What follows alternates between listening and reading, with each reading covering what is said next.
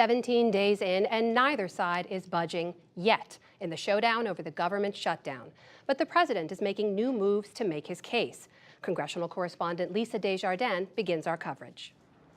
At the White House, no public appearance by President Trump today, but two significant public announcements. He will address the nation about border security tomorrow night and visit the U.S.-Mexico border on Thursday. This after Vice President Pence led talks with Democratic staffers over the weekend, but made no progress toward ending the shutdown.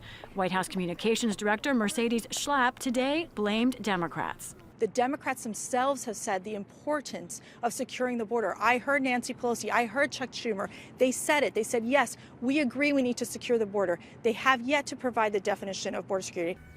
Mr. Trump's definition remains more than $5 billion for a border barrier. He indicated on Sunday that he'd be flexible on the wall or fence design. It'll be made out of steel.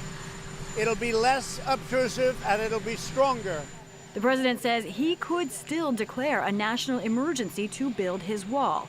But at the border today, House Democrats rejected the idea that the president could act on a barrier without approval from Congress. Texas Congressman Joaquin Castro. He can expect a strong and swift challenge from all of us and other members of Congress and from the American people. In a letter last night, the White House outlined its latest demands for the border: $5.7 billion for construction of a steel barrier, $800 million for urgent humanitarian needs, $563 million for 75 new federal immigration judges, and $4.2 billion for tens of thousands of new beds in detention facilities. Democrats say funding for a wall in any form remains a non-starter. Senate Minority Leader Chuck Schumer spoke today in New York. If every time President Trump throws a tantrum and demands he get his way unless the government will be shut down, it will create disaster. It'll encourage his worst instincts, which are bad enough now. Meanwhile, many federal buildings remain closed and the shutdown effects continue to spread. The Department of the Interior has announced that it is shifting money to keep some national parks open and collect trash and human waste. And some 800,000 federal workers are entering a third week of being furloughed or working without pay.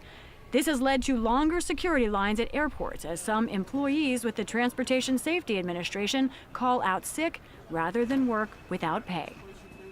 And Lisa is here with me now, along with our White House correspondent, Yamiche Alcindor. Yamiche, let me start with you. The president's never been shy about publicly making his case for why this wall or barrier is necessary, but you were invited to a very private briefing today at the White House with some other reporters. Vice President Pence was there, and Homeland Security Secretary Nielsen. What was their message? Their message is that this White House believes there's a humanitarian and a national security crisis at the southern border, and as a result, the government cannot be open because of that. The president wants this wall, he says, because it really needs to keep out drug traffickers, human traffickers. Secretary Nielsen, I pushed her on some of the numbers that the White House has been using because they were handing out charts, a whole stack of papers, really making the case that there's numbers behind the argument that they're making. And Secretary Nielsen said, look, there are terrorists crossing the border. There are terrorists operating in that region. However, she wouldn't say exactly how many terrorists were stopped at the actual physical border. Our reporting is that most terrorists that are being stopped at airports, and most of the drugs that are being smuggled in through cars in legal ports of entry. So what we have is Democrats and Republicans really not really agreeing on the facts here.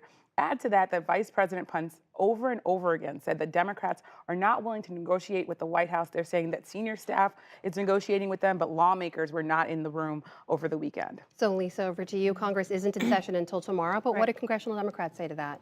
They say that these staff talks over the weekend were just that they never expected it to be at a higher level. And they say that one of their problems here is they don't think Vice President Pence can do the negotiating because they say he made an offer a couple of weeks ago that the White House rescinded just hours after the vice president made that offer. They say only President Trump is the one that they can negotiate with, and even he, they say, changed his position, as we saw in this tape. Now they're adding and bringing up more funding requests for more items. So Democrats say they're still confused over what the president wants. As for what they're going to do, Democrats starting tomorrow and all this week in the House will pass separate appropriations bills to open up most of the agencies that are closed one by one. That will give the Senate those options and the president those options. But right now, Republicans say they're not interested. So, Yamiche, the president and members of his team have continued to say it's a crisis.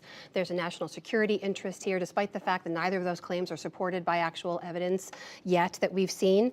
Is this where they're digging in? Will we continue to just hear this message? We will continue to hear this message, and they're going to continue to dig in. Today, Vice President Pence was asked the question about whether or not he is being undermined by the president, and he said everything that we've offered, everything that the White House has floated, has been directly approved by the president. He also added to the fact that this is not about politics. He said the president isn't thinking about the politics. He said that I hate the word base. He said instead that the president is only thinking about the American people. However, the president's having a 9 p.m. address tomorrow. Some people are seeing that as political because it's going to be a prime time address. The other thing that they're thinking is that the wall is a political symbol. Yamiche, Lisa, hang with me for just a second. We do want to take a bit of a turn now and continue with our daily look at the impact of that shutdown now in its 17th day. Guys, you've been hearing stories from folks across the country. Yamiche, there are folks out there making some very tough choices right now.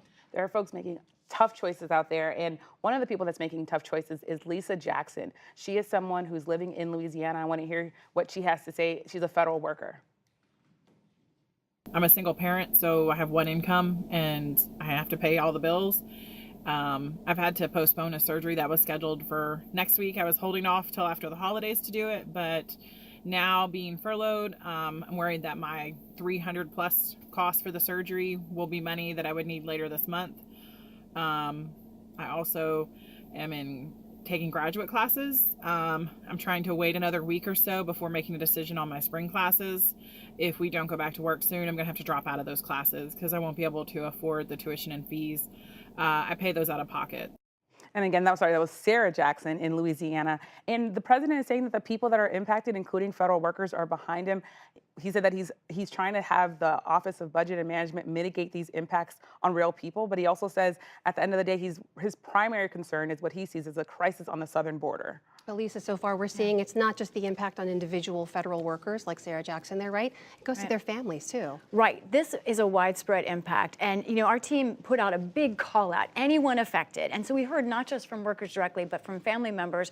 I wanted to play a video by a man named Sam Shirazi. He lives here in the D.C. area. He is a federal worker, but he's also affected by his child's daycare. And here's what he has to say. I'm a furloughed federal employee, but it's not just me that's been affected by the shutdown. My daughter's daycare is closed because it's located inside a federal building. We still have to pay the daycare bills because the daycare workers are not federal employees, and so they wouldn't get back pay. I don't mind paying for their salaries because they deserve to get paid during the shutdown, but it is frustrating that my daughter won't be able to go to daycare and play with her friends and learn. Now, what's interesting here is he will miss a paycheck on Friday if there is no resolution of this shutdown tomorrow. And that is the case for most of the federal workers. One more thing, the people who control the payroll for many of these agencies, Amna, work for the Department of Commerce.